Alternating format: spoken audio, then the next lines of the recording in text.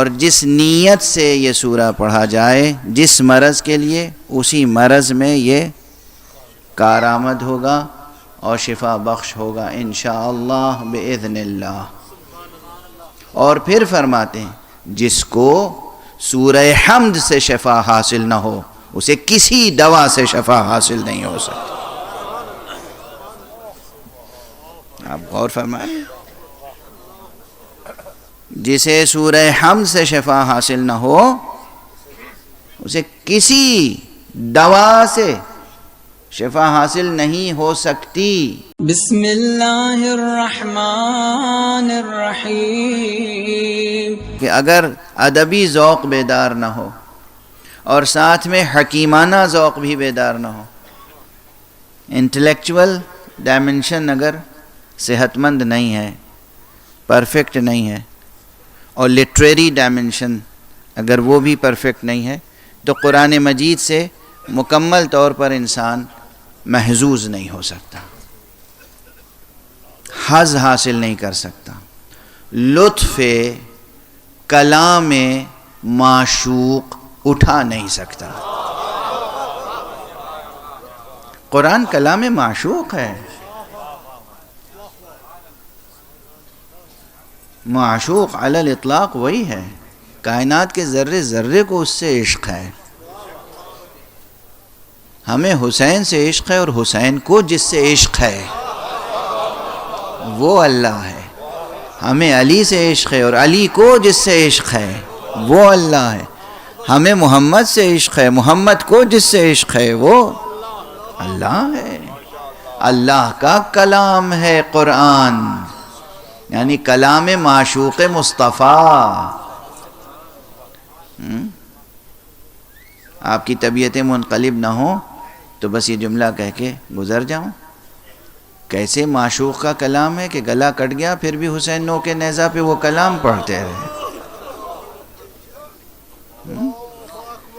یہ سب فضائل کی باتیں، یہ سب مصائب کے واقعات آپ سنتے ہیں نا، اس میں ڈوب جایا کیجیے۔ ایک فقرہ انسان کی ہدایت کے لیے کافی ہوتا ہے، ایک فقرہ، کوئی ایک واقعہ کسی معصوم زندگی کا، کوئی ایک جملہ، کوئی ایک فقرہ کافی ہوتا ہے۔ میں ممبر سے وہ بات، اس سے پہلے یہ جملہ کہہ چکا، میں ممبر سے وہ بات عرض کرتا ہوں جو حضور حق روز محشر کہہ سکوں۔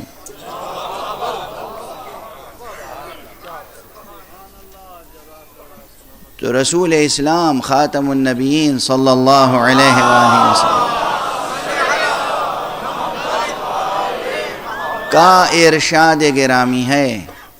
خواتین سن رہی ہیں، مرد سن رہے ہیں، بچے سن رہے ہیں، جوان سن رہے ہیں، بوڑھے سن رہے ہیں، بیمار سن رہے ہیں، صحت مند سن رہے ہیں، سب سن رہے ہیں۔ حضرت کا کیا ارشاد ہے کہ یہ سورہ حمد، سورہ فاتحہ، سورہ شفا ہے، اور جس نیت سے یہ سورہ پڑھا جائے جس مرض کے لیے، اسی مرض میں یہ کارآمد ہوگا اور شفا بخش ہوگا انشاءاللہ بإذن اللہ۔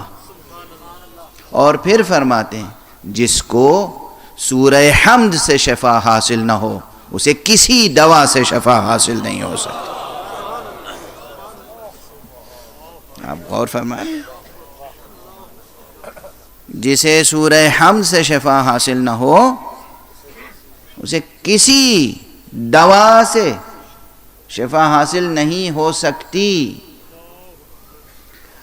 موضوع تو میرا کچھ اور ہے، لیکن دھیرے دھیرے گفتگو ہو رہی ہے تو انشاءاللہ کچھ دیر تک ہوگی، تو میں اس گفتگو کو مکمل کر دوں۔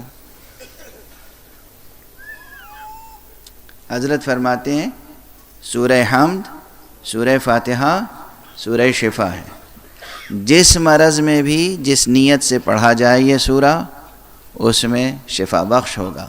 اور کیا فرمایا کہ اگر کسی کو سورہ حمد سے شفا حاصل نہ ہو تو اسے کسی دوا سے شفا نہیں مل سکتی۔ اب اس کے بعد ایک مطلب اور عرض کر دوں اسی تسلسل میں۔ حضرت صلی اللہ علیہ وآلہ وسلم سے یا آپ کے اہل بیت سے ہونے والے ائمہ اطہار سے بہت سی روایتیں اور بھی مروی ہوئی ہیں جو طبی مسائل سے تعلق رکھتی ہیں۔ کسی شخص نے کسی بیماری کا ذکر کیا، حضرت نے کوئی دوا بتا دی، یا معصوم نے کوئی دوا بتا دی، کوئی علاج بتا دیا. ایسی تمام روایتیں بہت سے علماء اور دانشمندوں نے جمع کی ہیں اور بڑے اہتمام سے جمع کی ہیں. طب النبی یعنی نبی صلی اللہ علیہ وسلم کی طب، یا طب الائمہ اماموں کے طب، اس عنوان سے کتابیں ایک سے زیادہ ہیں، متعدد کتابیں، بلکہ سینکڑوں کتابیں ہیں. ان میں بعض دواؤں کے لیے یہی جڑی بوٹیاں، ان کے لیے کہیں کہیں پر یہ بھی ہے کہ یہ دوا وہ ہے جو تمام بیماریوں میں مفید ہے الا السام. سام یعنی موت، یعنی موت کے علاوہ ہر بیماری میں فائدہ بخش ہو سکتی ہے. اللہ سبحانہ و تعالیٰ نے ایسی چیزیں پیدا کی ہیں جو ہر بیمار کو کسی نہ کسی درجے میں فائدہ پہنچاتی ہیں. اکثر بلکہ تمام تر مادی دواؤں کے سلسلے میں کہا گیا الا السام الا الموت، یعنی موت کے علاوہ ہر بیماری میں. لیکن معلوم ہے سورہ حمد کے لیے کیا فرمایا گیا ہے؟ معصوم نے کہا ہے کہ اگر کسی مردہ جسم پر 70 بار یا 100 مرتبہ 100 بار سورہ فاتحہ سورہ الحمد پڑھ کر دم کیا جائے اور وہ جی اٹھے تو تعجب نہ کرنا. نعرہ تکبیر، نعرہ رسالت، نعرہ حیدری. رسول کریم کی شان میں بلند تر سلوات.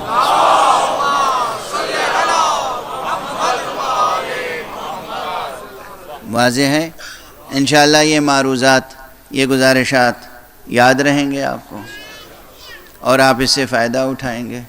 کوئی بھی بیماری ہو، معمولی سی بیماری ہو یا خطرناک بیماریاں ہوں، مزمن بیماریاں ہوں، کوئی بھی بیماری ہو، قرآن شفا ہے.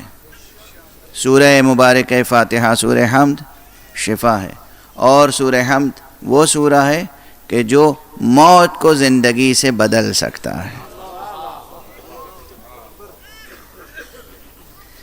بہرحال اب یہ قرآن مجید،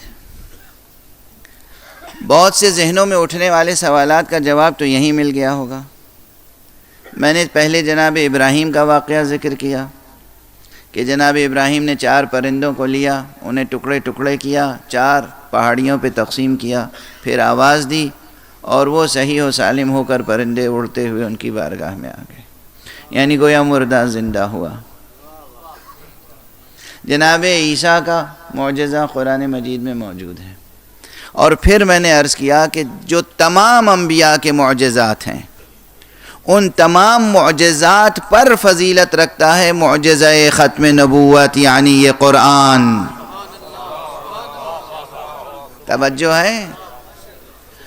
اور جب قرآن فضیلت رکھتا ہے ان تمام معجزوں پر، تو اس کے معنی یہ ہے کہ اس قرآن ہی میں بعض وہ کلمات ہوں گے، بعض وہ اسماء ہوں گے، بعض وہ اسرار ہوں گے، بعض وہ سورے ہوں گے، بعض وہ آیتیں ہوں گی جو بیماروں کو شفا بخشتی ہوں گی، نابینا کو بینا کرتی ہوں گی، مردوں کو جلاتی ہوں گی.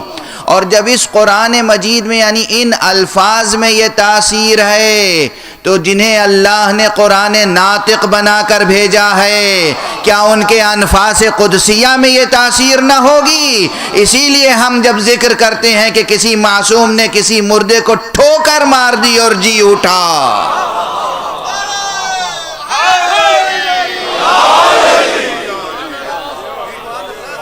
تو یہ کوئی مقام حیرت نہیں ہے، یہ کوئی تعجب کی بات نہیں ہے، یہ کوئی مبالغہ نہیں ہے، یہ کوئی شاعری نہیں ہے، یہ کوئی خطیبانہ مبالغہ بھی نہیں ہے.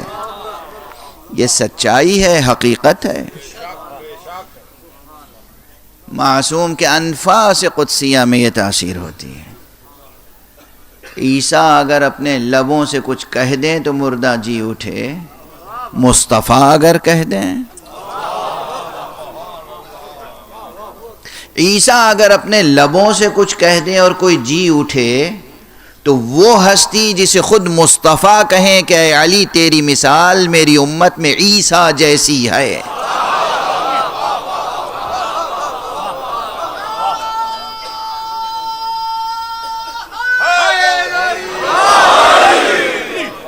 ایک صلوات پڑھ دیں محمد.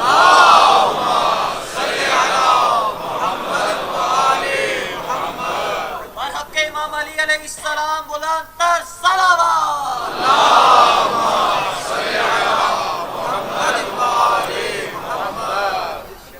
یہ حدیث نبوی ہے. حضور اکرم صلی اللہ علیہ وآلہ وسلم نے ارشاد فرمایا ہے کہ اے علی، اور یہ تمام جلیل القدر محدثین نے نقل فرمایا ہے، حضرت امام احمد ابن حنبل نے نقل فرمایا ہے. فرماتے ہیں کہ اے علی تیری مثال میری امت میں عیسی ابن مریم جیسی ہے، اور اس لیے میں تیرے فضائل نہیں پڑھتا، اس لیے میں تیرے فضائل بیان نہیں کرتا. کون کہہ رہا ہے؟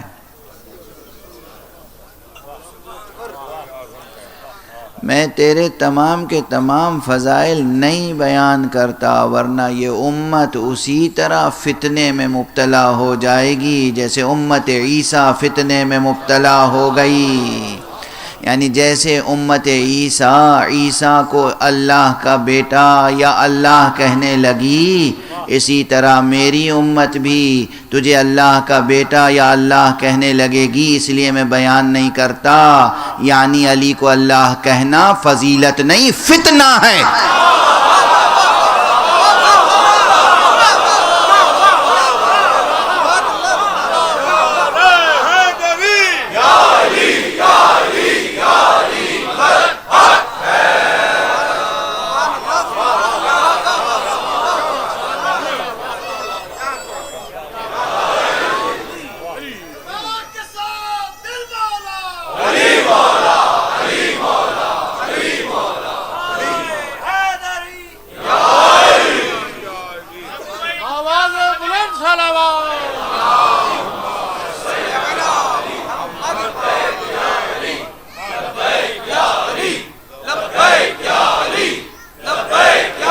احسنتم لبیک یا علی.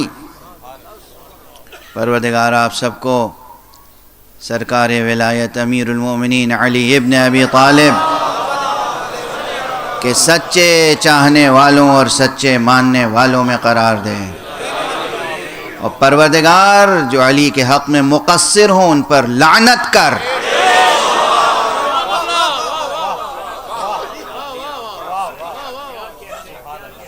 مگر جو علی کا نام لے کر فتنہ برپا کر رہے ہوں مالک ان کی بھی ہدایت کر.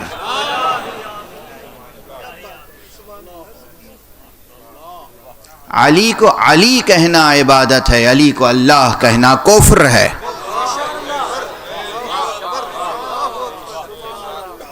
علی اللہ نہیں ہے، علی علی ہیں.